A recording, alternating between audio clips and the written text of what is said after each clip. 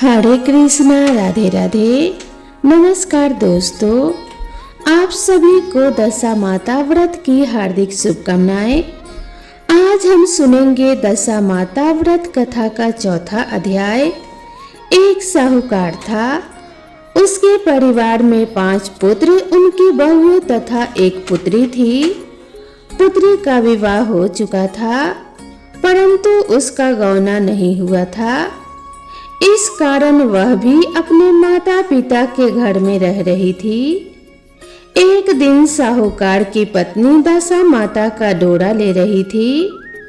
उसकी बहुओं ने भी डोरे लिए। बहुओं ने अपने सास से पूछा कि क्या ननद के लिए भी डोरा लेना है। सास ने कहा कि हाँ। इस पर बहुओं ने कहा कि उनकी तो विदाई होने वाली है, यदि व्रत से पहले ही विदा हो गई तब क्या होगा। सास ने उत्तर दिया, मैं व्रत का सारा सामान साथ में रख दूंगी, वह अपने ससुराल में पूजा कर लेगी। ऐसा ही हुआ। उसके ससुराल से लेने उसका पति आ गया। माँ ने बेटी को विधि पूर्वक विदा किया और उसकी पालकी में पूजा का सब सामान रखवा दिया।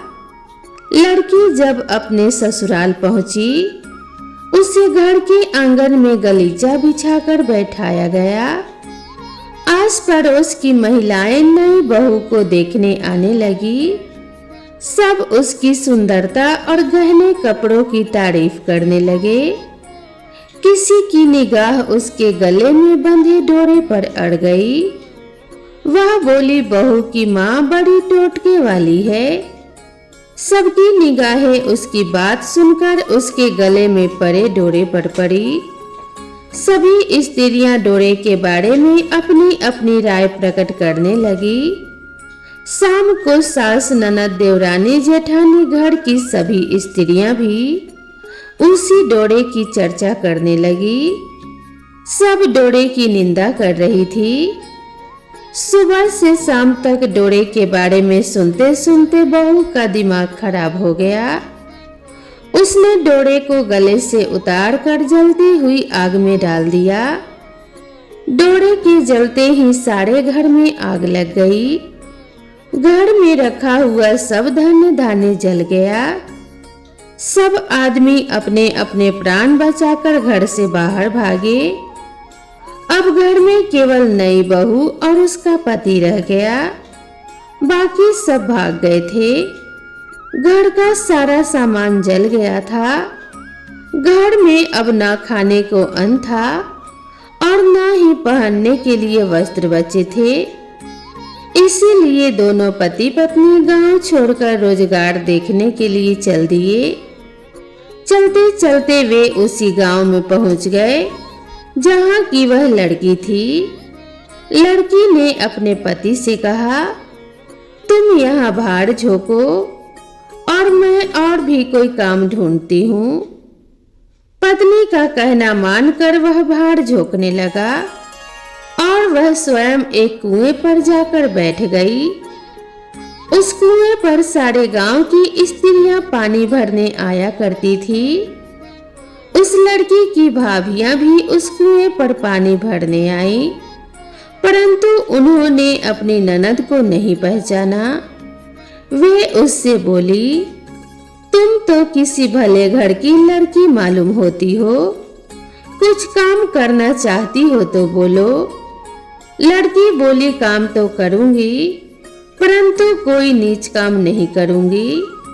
बड़ी भाभी बोली, हमारी ननद ससुराल चली गई है, तुम हमारे बच्चों की देखभाल करती रहना और हमारे घर से सीधा लेकर अपना भोजन बना लिया करना। लड़की इस काम के लिए राजी हो गई। लड़की की भाभियां अपने घर आई और सास से बोली, कुएं पर एक अनाथ लड़की बैठी है, वह हमारे घर रहने और बच्चों की देखभाल करने को राजी है, आप कहो तो हम उसे रख लें। सास ने कहा, खुशी से रख लो, परंतु आपस में कलह मत करना। सब बहुएं राजी हो गईं। वे वापस कुएं पर आई और उसे घर ले आई। वह अपने भतीजे और भतीजियों की देखभाल करने लगी और अपना जीवन निर्वाह करने लगी। एक दिन दशा माता का डोरा लेने का अवसर आया। सास के कहने पर सब बहुओं ने डोरा लिया। बहुओं ने सास से पूछा कि क्या इस लड़की के लिए भी डोरा लेना है? सास ने कहा कि हाँ। बहुओं ने कहा, इसी प्रकार आपने ननद जी के लिए भी डोरा ले लिया था, परंतु पूजा से पहले ही उनकी विदाई हो गई। अब इस लड़की को डोरा दिलाना चाहती हो। यदि यह पूजा से पहले ही चली गई तो क्या होगा? सास बोली, तुम्हारी ननद ने अपने घर जाकर पूजा की होगी। यह लड़की पूजा होने तक इसी घर में रहेगी तो अपने आप पूजा में शामिल हो जाएगी, और यदि कहीं चली गई तो वहां पर ही पूजा कर लेगी। सर्वसम्मति से लड़की ने भी दशा माता का डोरा ले लिया। 9 दिन तक वह दशा माता की कहानी तथा व्रत पूजन में शामिल होती रही। 10वें दिन लड़की की माता व बहुओं ने सर से स्नान किया और घर में चौका लगाया तथा पूजन की तैयारी करने लगी। लड़की बहुओं से बोली, यदि कोई पुराना कपड़ा मिल जाए तो मैं भी स्नान कर लूं। बहुओं ने अपने सास से पूछकर अपनी ननद की साड़ी उस लड़की को दे दी। अपनी पुरानी साड़ी लेकर वह स्नान करने गई। उसने सर से स्नान करके साड़ी पहनी और घर आ गई। घर पर पूजा आरंभ हो गई। वह जैसे ही पूजा के पास आकर बैठी तो बहुओं ने कहा, यह तो हमारी ननद जैसी लग रही है। इस पर सास ने नाराज होकर कहा, तुम्हारे मन में जो आता है बोलती रहती हो। पूजा के समय भी चुपचाप नहीं बैठा जाता है। चुप रहो, मुझे कथा कह लेने दो। तुम्हारी बातों से कथा में विघ्न पड़ता है। सारी बहुएं चुप हो गई। घर की सब स्त्रियों ने पारण किया, लड़की ने भी पारण किया। इसके बाद स्त्रियां एक दूसरे का सर गूंथने लगी। एक ने लड़की का सर गूंथना शुरू किया। वह बोली कि जैसी गूंथ सिर में है वैसी गूंथ हमारे ननद के सिर में थी। सास नाराज होकर बोली, तुम मेरी बेटी की तुलना इससे क्यों कर रही हो? सास ने बहू को तो डांट दिया, परंतु उसकी बात मन में घर कर गई। उसने लड़की से कहा, आज रात मेरे पास सोना। रात तो जब बहुएं सो गई तो उसने लड़की से पूछा, तुम्हारे पीहर में कभी कोई था? उसने जवाब दिया, मेरे 5 भाई और भाभियां थी, तुम जैसे माता पिता थे। उसने फिर पूछा, क्या हुआ? लड़की बोली, पीहर में मैंने दशा माता का डोरा लिया था। उसके पूजन से पहले ही ससुराल के लिए विदा हो गई। ससुराल में पहुंचकर मेरे गले में पड़े डोरे को देखकर सभी स्त्रियां हंसी उड़ाने लगी। तब मैंने उस डोरे को आग में डाल दिया। उस डोरे के साथ सारा घर जलकर भस्म हो गया। सब लोग भाग गए। हम दोनों भागकर इस गांव में आ गए। उसकी माँ ने पूछा कि तुम्हारा पति कहाँ है? लड़की ने कहा, वह भरभूजे के यहाँ बाहर झोंकता है। दशा माता के प्रकोप से हमारी ये हालत हो गई। वह समझ गए कि यह लड़की कोई और नहीं उसकी ही बेटी है। तब उसने अपने 5 बेटों को बुलाकर कहा कि यह तुम्हारी छोटी बहन है।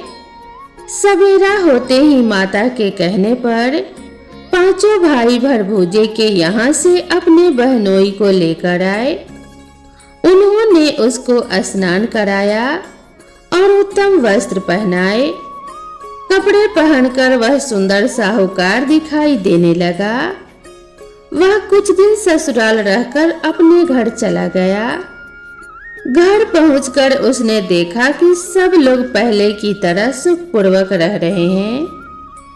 इसके बाद वह अपने ससुराल आया और अपने पत्नी को विदा कराकर घर ले गया। वह अपनी दशा पर विचार करती हुई जा रही थी। मार्ग में एक नदी पड़ी। उस नदी में स्नान करके अप्सराएं दशा माता का डोरा ले रही थी। उनके पास एक डोरा बच गया था।